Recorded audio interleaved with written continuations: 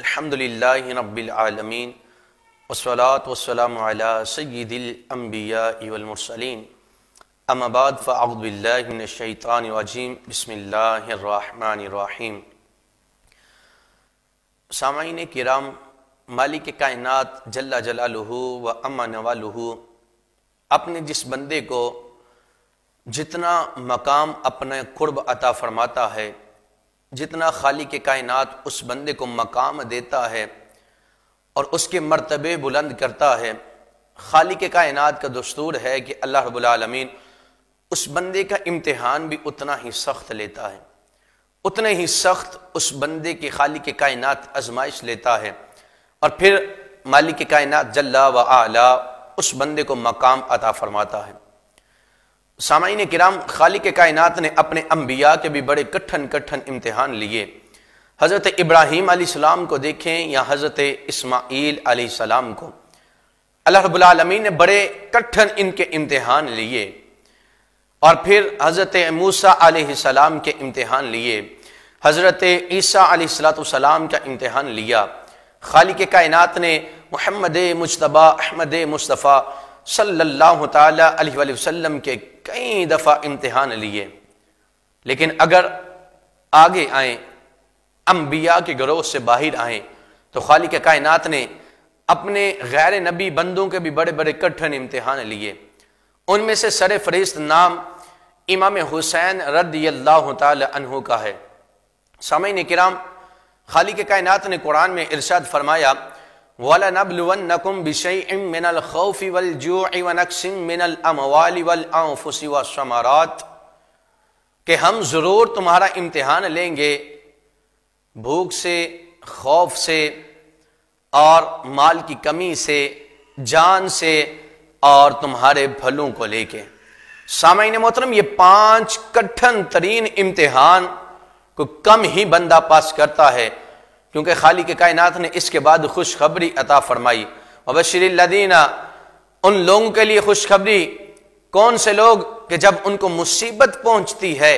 تو کہتے ہیں اِنَّا لِلَّهِ وَإِنَّا إِلَيْهِ رَاجِعُونَ، اللہ ہم تو تیرے ہی ہیں اور تیری طرف ہی پلٹ کے آنے والے ہیں۔ سامعین محترم، 5 امتحان، ان میں پہلا امتحان مالک کائنات نے خوف کا رکھا۔ حضرت امام حسین رضی اللہ تعالی عنہ،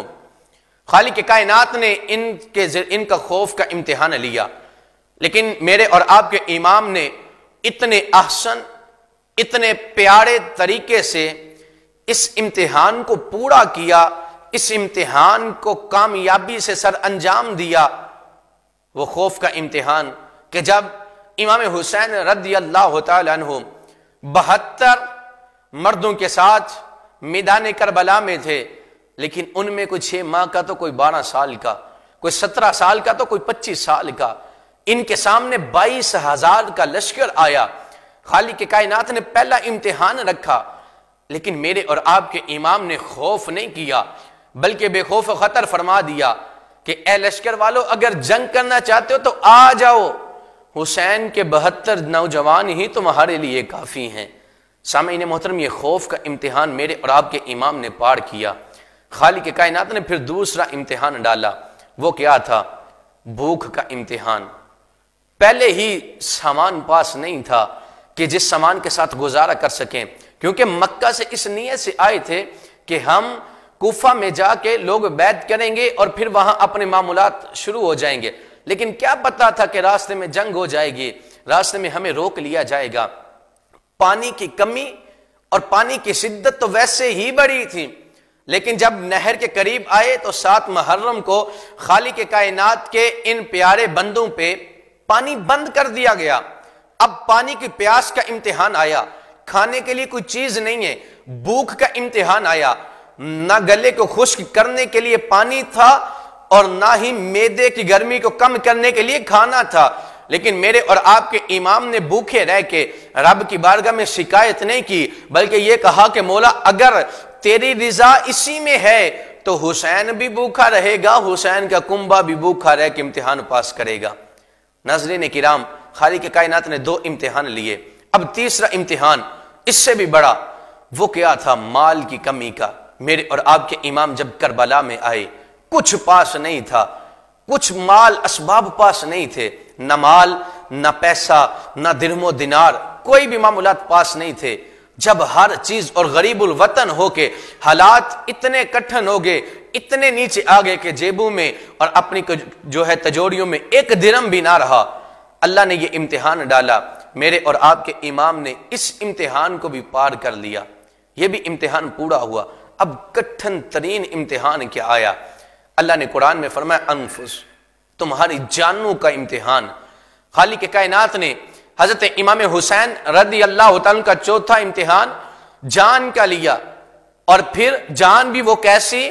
کہ جس میں کئی تلواروں کے زخم، کئی جناب تیریں اور کئی نیزے، کئی برچیاں،